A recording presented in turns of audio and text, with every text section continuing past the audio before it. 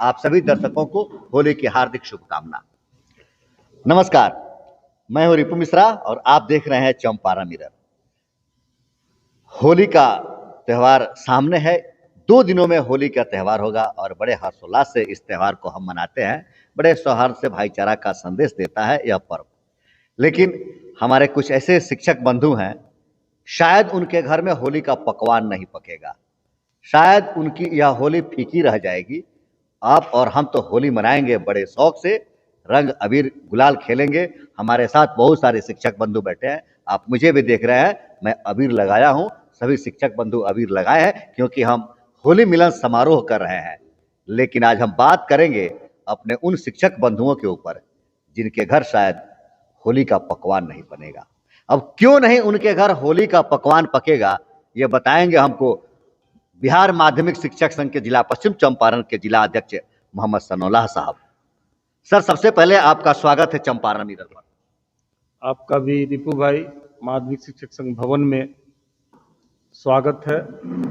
और सबसे पहले मैं आपको होली की लाख लाख बधाई और शुभकामनाएं देता हूं और अपने राज्य के तमाम शिक्षक, बच्चे, अभिभावक सभी को होली की बधाई देता हूं और मुबारकबाद। आप होली का अबीर लगाए हैं, होली मिलन समारोह मनाए हैं, लेकिन क्या आपके कुछ ऐसे बंधु हैं जिन शिक्षकों का वेतन नहीं मिला है, 3 महीने से उनको वेतन नहीं मिला है, उनके घर किस तरह से होली मनेगी?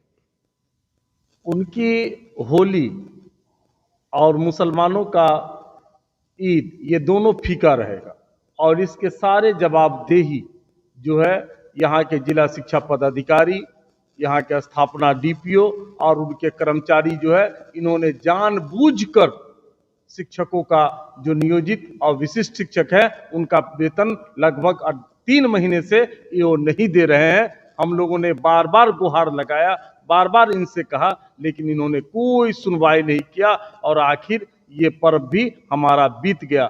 मैं रिपु भाई आपको बताऊं कि मैं आज सहा हुआ हूं, रमजान का महीना, मैं रोजा हूं, मेरा अफ्तारी वहां रखा हुआ, उस थैले में देखिए मेरा अफ्तार है वहां, और मैं एक तरफ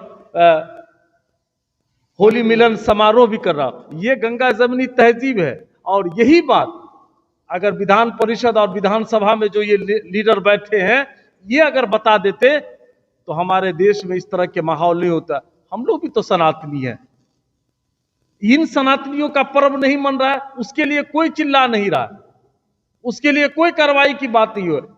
और यही नहीं है, हम लगभग टीचर जो है, कोई लोन लिए हुए, हाउसिंग लोन लिए हुए हैं, कोई मोटरसाइकिल लोन लिए हुए हैं, कोई पर्सनल लोन लिए हुए हैं, और एक मर्तबा उनका जब लोन समय से नहीं होता है अदा, तो बैंक वाले जो है उनसे 3,000 रुपया फाइन करते हैं प्रत्येक माह।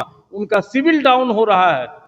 इसका हम तो कहेंगे वैसे पदाधिकारी और वैसे कर्मचारियों जिनकी वजह से इन टीचरों को फाइन देना पड़ रहा है, जुर्माना देना पड़ रहा है, उनके वेतन से पैसा कटे और उसका फाइन वो अदा करे, और वैसे पदाधिकारियों पर और वैसे कर्मचारियों पर कार्रवाई होनी चाहिए। और हमने माननीय जिला शिक्षा पदाधिकारी को हम और हमारे जिला सचिव महोदय बयाप्ते लिखित आवेदन दे दिया है। 20 तारीख के बाद उनके गेट पे ताला मारेंगे और उनको गेट से, मुख्यालय शिक्षा भवन से उनको हम बाहर नहीं निकलने देंगे जब तक वो हमारा वेतन नहीं करेंगे। मतलब वेतन अगर नहीं मिलता है तो अधिकारी को आप बंदी बना देंगे? बंदी बनाएंगे।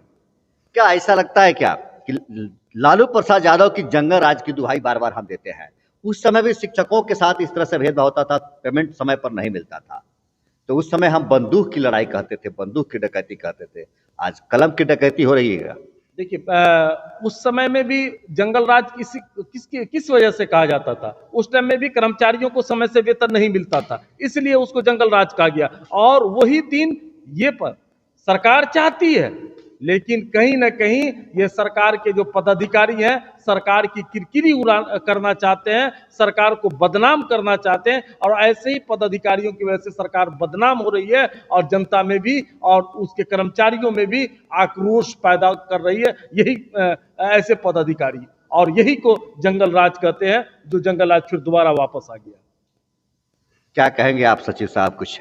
आज जो शिक्षकों को वेतन समय पर नहीं मिला, जिन शिक्षकों का पर्व फीका रह जाएगा, कैसा महसूस करें और क्या कुछ कहेंगे आप इसके लिए? सारी बात हमारे अध्यक्ष महोदय ने कह दी है। अब हमको कहने के लिए कुछ बचा नहीं है। हम भी व्यक्तिगत रूप से बहुत दुखी हैं कि लाख प्रयास के बाद भी शिक्षकों का भुगतान हम लोग नहीं करा सके। धन्यवाद। सबसे पहले आपके सभी दर्शकों को होली की हार्दिक बधाई व शुभकामना। हमारे जिला शिक्षा पदाधिकारी कार्यालय का, जिला शिक्षा कार्यालय का रवैया के वजह से पेमेंट नहीं हुआ है। इसमें हम कुछ करेक्शन करना चाहेंगे। जब 23 शिक्षकों का पेमेंट विशिष्ट शिक्षकों का हो सकता है तो पूरे जिला का क्यों नहीं हो सकता है? 23 शिक्षकों का पेमेंट हुआ है। मतलब कुछ खास शिक्षकों का पेमेंट हुआ।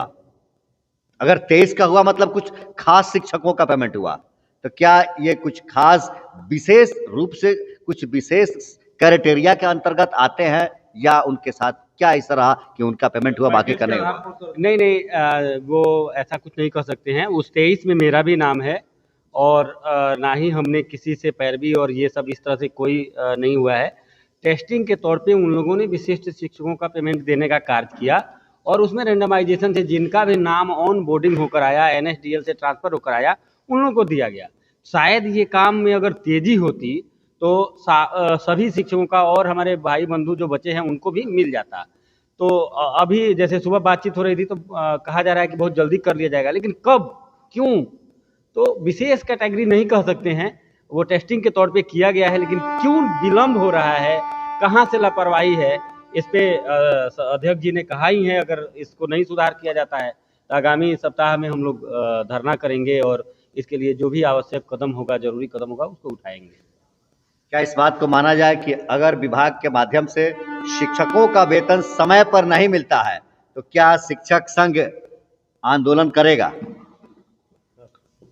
जी, हमारे अध्यक्ष महोदय, सचिव महोदय और हमारे संघ के संघनिष्ठ सदस्य सबने अपने मंतव्य को रखा है और जो उन लोग मंतव्य दिए उससे हम लोग सब लोग सहमत है। वो लोग हम लोग की सारी समस्याओं से आपको अवगत करा चुके हैं।